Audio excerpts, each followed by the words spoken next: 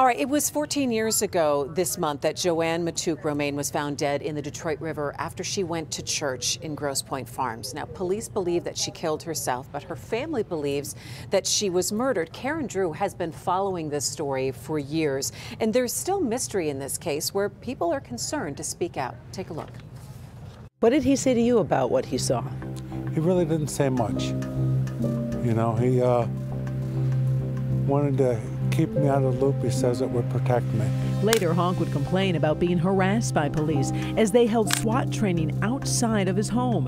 Honk telling family he was being harassed. This is my brother Paul, who had been involved in this case as a witness and put up with a lot of pressure from the involved parties for years. Stood strong through all of it. Always told the truth, did the right thing, and he died unexpectedly. He was healthy. Paul Honk was found dead in his Grosse Pointe home back in 2021. His death ruled undetermined. Ken says the weight of this case always weighed on his brother. Lots of the details of the case didn't match up. And when Paul heard about it and he went to the police, they were almost trying to convince him not to do a citizen's report.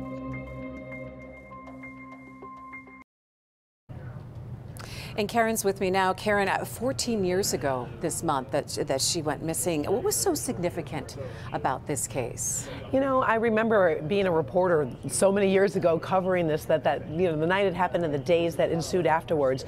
I mean, this is a true mystery. The fact that someone allegedly walks into this icy covered lake in their high heels, they die of a dry drowning, which is very unique, and then their bodies found 70 days later in an area where water experts say it wouldn't make sense if her body was found there. So I just think there's so many unanswered questions. We keep revisiting. We keep asking questions.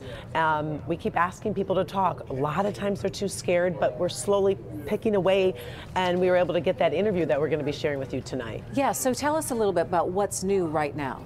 Well, what's interesting is that one witness that had said that he had seen something that night. He was very worried, he was very suspicious, and he went to police.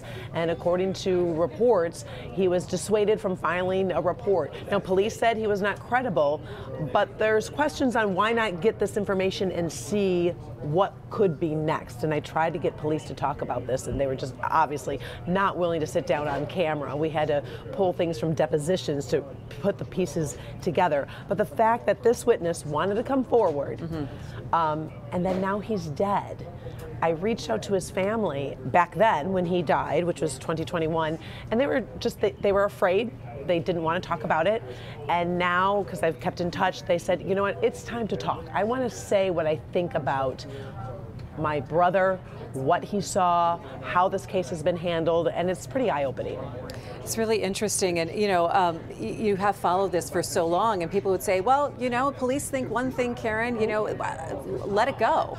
Why keep following something like this? Because we keep getting little bits of information that just seems to say, well, what's this? Or this doesn't make sense. I mean, one example was there was this man that was allegedly seen running from the area all those years ago. He had a black scarf on. They found that black scarf, so it would have DNA on it. They obtained it, they put it in evidence, and then they donated it to charity. So we don't know where that scarf is. We don't know what DNA was on there. So there's these things that have happened along the way that makes us feel we have to keep asking questions. I mean, this was a mom, a 55-year-old woman. She has 3 kids.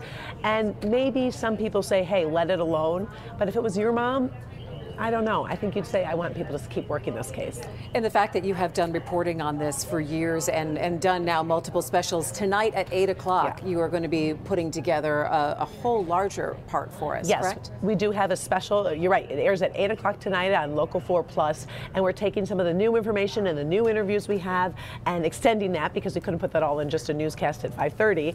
And then we're putting the pieces of the puzzle together. And I really think if you take the time to see it all together, and then make your own decisions or bring up your own questions, because I want to hear from folks. You can shoot me an email or give me a call or leave me a social media message, because I still believe people know more and they're just afraid to talk. Yeah, this is a lot of good work. Right. All right, 8 o'clock tonight, streaming here on Local 4 Plus, just like you're watching us now on the Daily Plus Live, and of course at 5:30 tonight. Karen, thanks so much. Yeah.